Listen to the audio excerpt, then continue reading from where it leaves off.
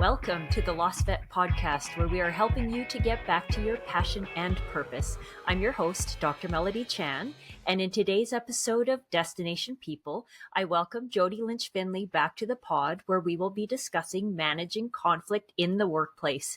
And I know that conflict for some of you may be a little bit or a lot uncomfortable to even think about it.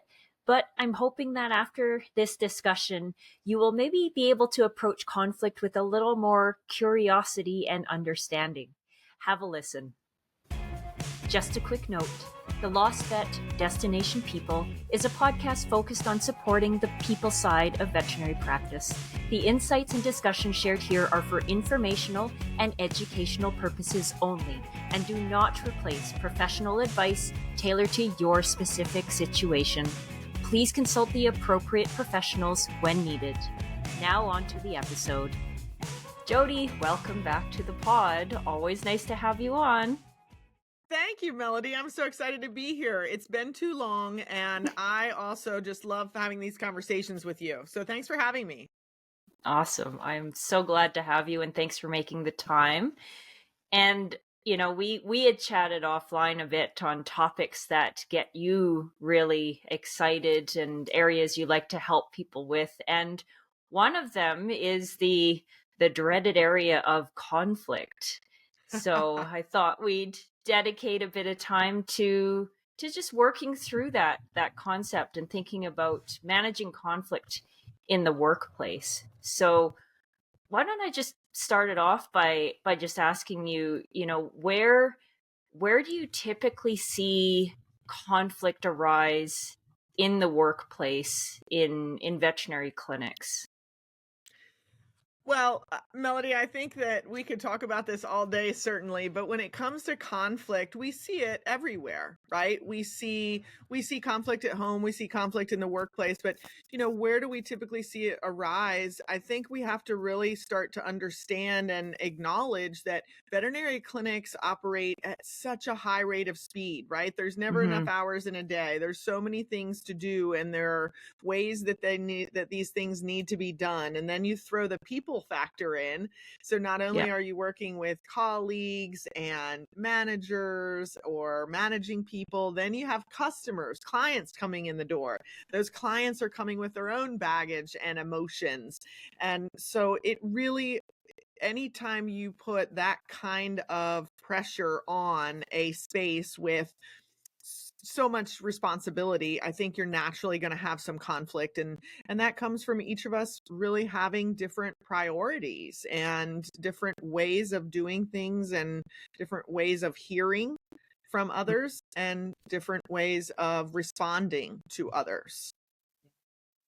And I typically I feel like I've run across more people in the veterinary space that are conflict avoiders rather than conflict embracers. And I don't know if that's just sort of the circle I've traveled in, if that's a sort of product of our industry. And maybe there's some other industries where people really love conflict and thrive in that. But my general sense is in veterinary clinics, we typically have people that are conflict avoiders. Is that your experience as well? Absolutely. And Melodie, I would also say it's awfully hard to find, a lot of folks in any area or industry that I've been involved with that are really qualified and focused on managing conflict. There's a reason why there are so many developmental opportunities out there in regard to managing conflict. So you're right. And I think a term that in our industry we're very familiar with, it's fight or flight. So think about it from that perspective, fight or flight. And so we're either going to just respond emotionally and fight about whatever it is because we know we're right, or this is the way it should be done, or we're just going to avoid it. To your point, we're just like, we're out of here, no, I don't want any parts of it. So I think that's really the first response, one or the other. And that resonates with me because I've typically considered myself a conflict avoider. And my husband looked at me the one day and he just thought of all these other examples where he knows I get triggered. And he's like, you are not a flight. You stick your heels in and you start getting really worked up. And it actually made me pause and reflect and realize, yeah, there's certain situations or there's issues where I will get my back up, and it's almost like that protective mama bear, or just you're starting to just armor up. And I Yes. didn't really realize for myself personally that I do truly have a fight or flight, where I always thought I was a conflict avoider. Yeah. But when I actually sat down to reflect on it, there are situations and issues and maybe certain people that trigger that other response. Yes. And that's such a great example. I had an interaction not very long ago, and this is totally applicable to our audience. And that is that someone who is outside of our industry, but they are a pet parent, and they make a comment about, well, veterinarians are just in it for the money. And I can't believe they didn't, like, I called and they wouldn't fit me in. Are you kidding me? And I just like you said, like, I get all mama bear. I don't have human children, but let me tell you, I get mama bear about veterinarians and protecting our industry and standing up for veterinarians. And so I feel exactly what you're saying, where there are those certain hot topics or hot buttons Yeah. where our emotion takes over.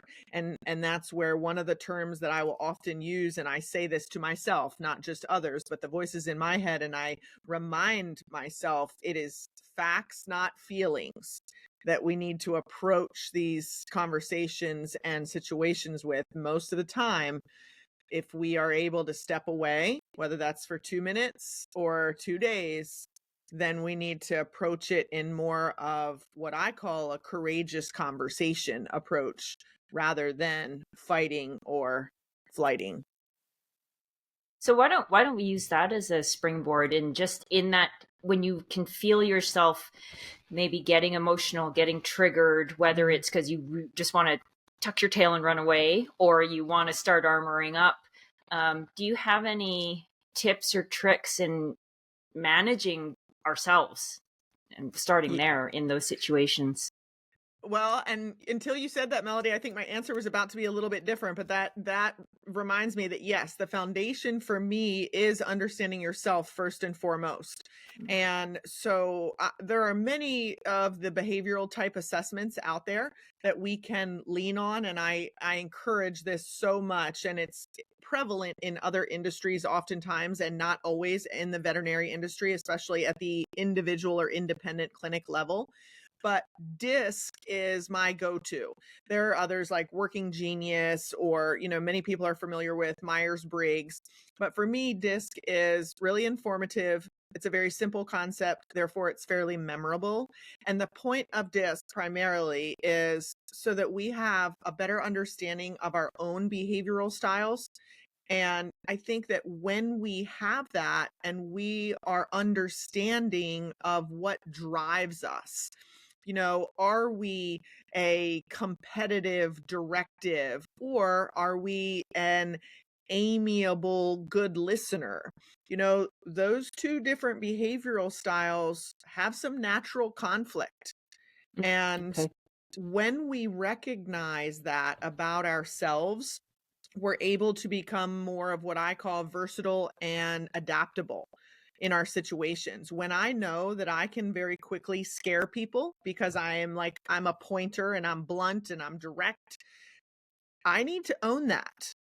And while that may serve me well as a sales professional, that doesn't serve me as well if I'm in the position to coach a team, right? And help them to manage conflict. I need to be more versatile and adaptable. And really, the answer is I need to be a better listener. That's step number one. So, acknowledging our own behavioral style and being faced with conflict, I encourage us to ask ourselves the question, why? Because you, as you stated, said, what happens when we find ourselves getting a little bit emotional? Our responsibility is to ask ourselves why. And so then not only are we listening to ourselves, it gives us pause to listen to the other party. And so I think that when we go back and talk about the most important skill, it's listening. It's almost sounds to me, it's take that moment to pause, take a deep breath, reflect, and listen. And it that almost helps, just saying that out loud almost helps to just diffuse and slow that pace down so that we can have that communication. We talked, I spoke with Rob about communication styles and that on that transactional line, and just trying to get us back to adult communication versus Yes. parent-child or other way around. Correct. That's exactly it, right? We talk about that even in the Destination People program. We talk about that exact concept, is that adult communication, and that comes from number one, listening, and being able to then, because we're listening better, being able to empathize. Are we empathizing with the other person? And that requires some emotional maturity. And so how do you handle the situations where, again, we can't control other people and how they're going to respond? You know, we can do our best to manage ourselves in that moment and try our best to settle down, to own our own responses. If you're in a situation one-on-one with somebody who you can tell they're still emotionally amped up, they're maybe not in that space where their prefrontal cortex is even firing, we're just in that respond, fight space. How do we handle situations like that? Melody, I think the ideal opportunity, and it's not always possible, but the ideal opportunity is we need to walk away. We need to be able to be the responsible or mature adult in that conversation to say, I don't think we're going to be able to move forward in this moment.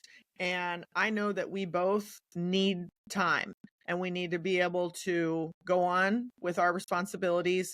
So I want to, whether we say circle back or revisit, but it needs to be scheduled, because what we don't want to do is avoid it. And then there's this elephant in the room of animosity. But if we can walk away from it, through communication and come back to it 12, 24 hours later, that's really the ideal. And when you come back to it, we're going to come back to it in a neutral space. We're going to come back to it without an audience. And we're going to be able to make statements like, I heard, or I felt, not you. We're not pointing a finger and having statements like you. Yeah. We are able to document how we felt the conversation or the situation was escalating, so that then we can talk about it. And you'd be amazed what even an hour does. And whether it's an hour or 12 or 24, that time is not meant for us to run away and talk to everybody else around about the situation. Yeah. And that certainly is something that we need to make sure is expected, is this is for us to go and reflect and think about what happened, what was said, how we could have handled it differently, how we want to handle it moving forward. It's not for anyone else to get involved in. It's for us to handle as adults. Yeah. Yeah.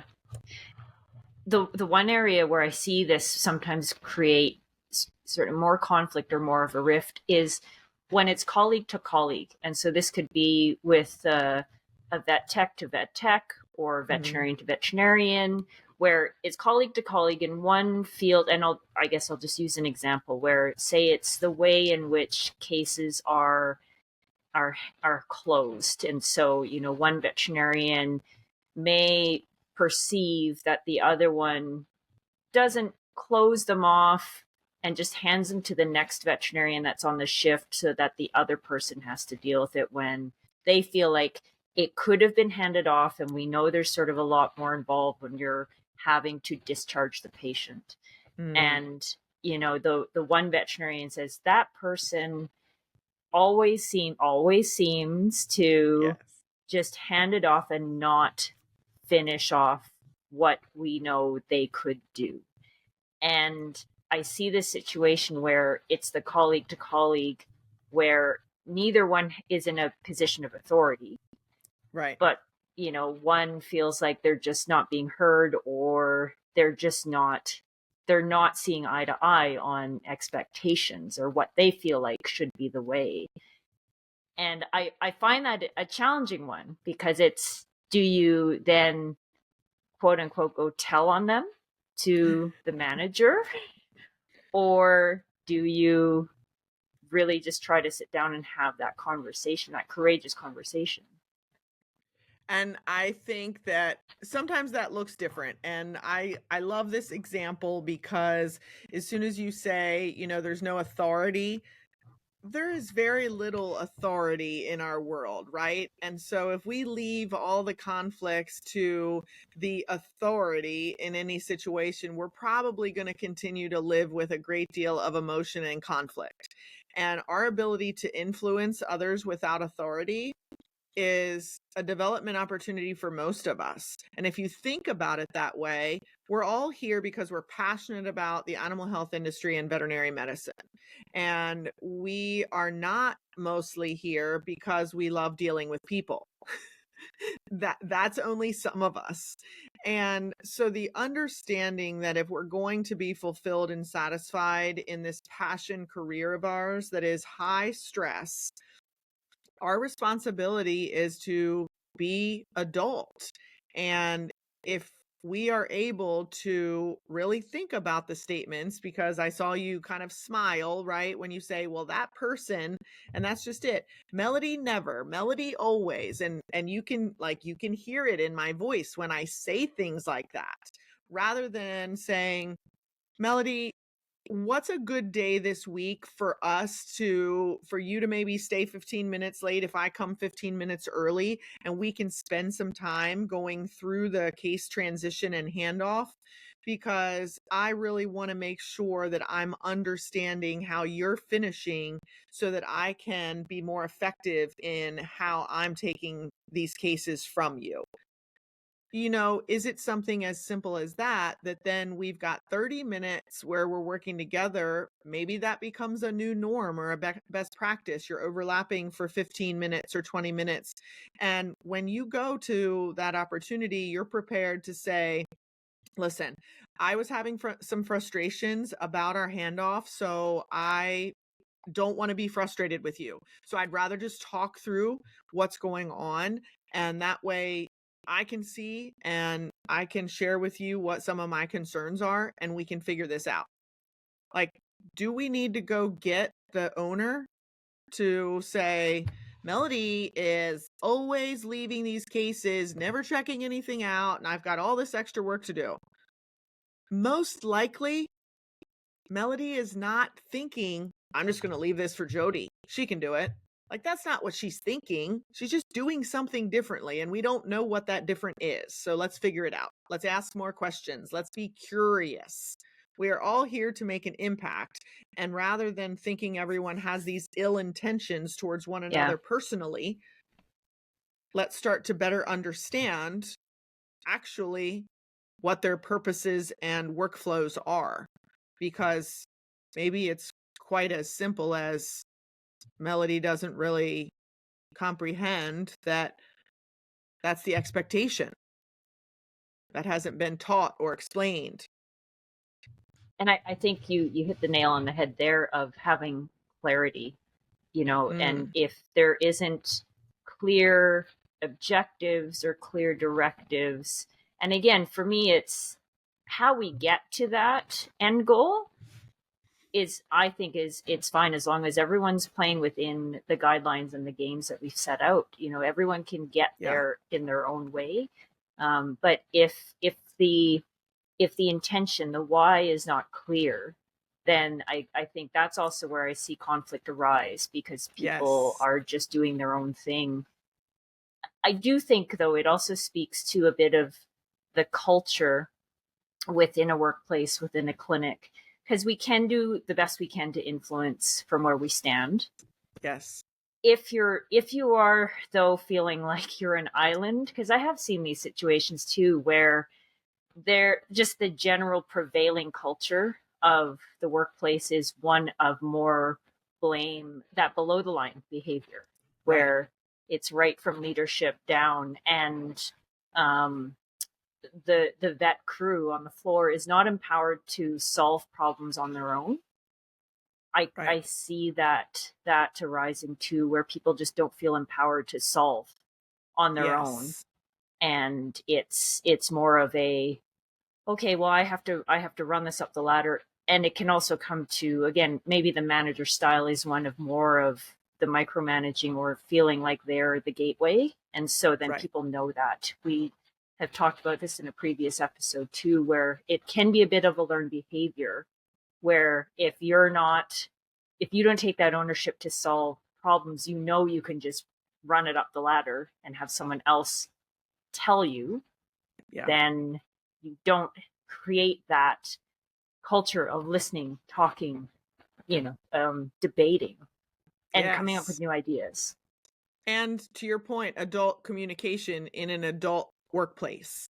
Mm-hmm. And that's just it. I agree with you. There's so much power, Melody, behind our veterinary clinics, and really it's the individuals that are listening to us now, the individuals that make up the veterinary practice, to seek development, because that's just as important. And you and I know this, and I've probably said it before in our conversations, but when we pursue development like DISC or otherwise, that is focused on our own communication and emotional maturity and emotional intelligence, it is absolutely critical to the success of our unquestionable academic knowledge and clinical and technical skills. You can be the smartest veterinarian in the world with incredible clinical and technical skills, veterinarian, technician, support staff, any of the above. If you do not have some desire to become a more emotionally intelligent human each and every day, that's where we're going to see conflict. Yeah, I agree. It's maybe an area that people don't realize they can actually get training, and you can build the skill. Yes. Just like we learn how to do surgery, just like we learn how to do the IV catheters, learning how to have those courageous conversations, how to have difficult conversations, how to manage conflict. All of these are things we Yeah. can practice and Yes. actually develop. Yes. Great. Well, thank you for that. I think that gives our listeners lots to think about in just maybe reflecting on situations they may be dealing with right now, and even reflecting back on past situations and thinking about, that's maybe why I responded that way, and thinking about how they Yeah. could have responded differently. Yeah. I would summarize it to say, listen.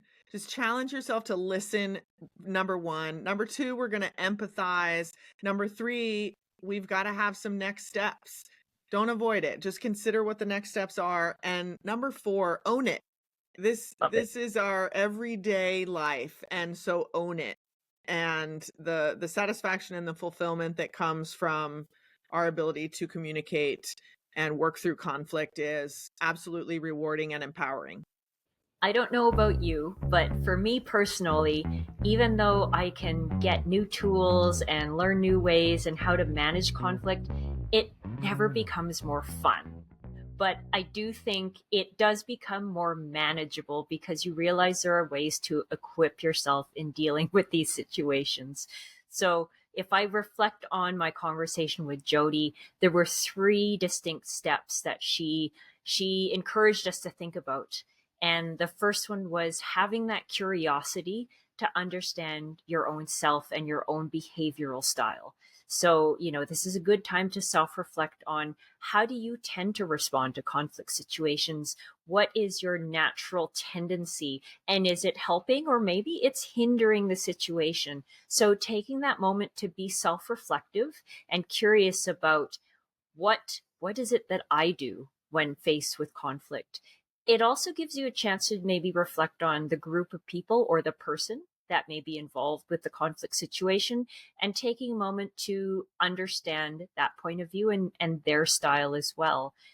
And then from there, the second step is facts, not feelings, as Jodi said, and really trying to get to the heart of, what are the facts behind what's causing or leading to this conflict that you're trying to resolve. So again, trying to take that deep breath and review what's at hand and what's leading to the situation. And so that brings us to step number 3, which is to have that curiosity again to understand the why. And so, really, to understand the why, that requires us to listen, to empathize, to then figure out next steps and to own it. So, as a group and collectively, thinking about what's the main objective that we're trying to achieve, what's the end goal, and how do we get there? And trying to stay at that adult to adult level of communication in trying to resolve the situation. And I know it can sound so simple and so easy. We've had this 20-minute conversation and you're thinking, "Oh, okay, well, that's all I have to do." Understand it's a journey, it's a process. Again, there are some big conflicts, there's some smaller conflicts. Again, I'm hoping that with this conversation it at least gives you some ideas and some tools that maybe will help you deal with a situation that you're in the middle of right now, or it helps you reflect on prior situations, on how you could have managed it better or how you think it could have unfolded differently. Again, it's really an exercise in thinking and reviewing and encouraging us to be curious and to learn a little more. I hope that you found this episode helpful, and I really thank you for listening. Until next time.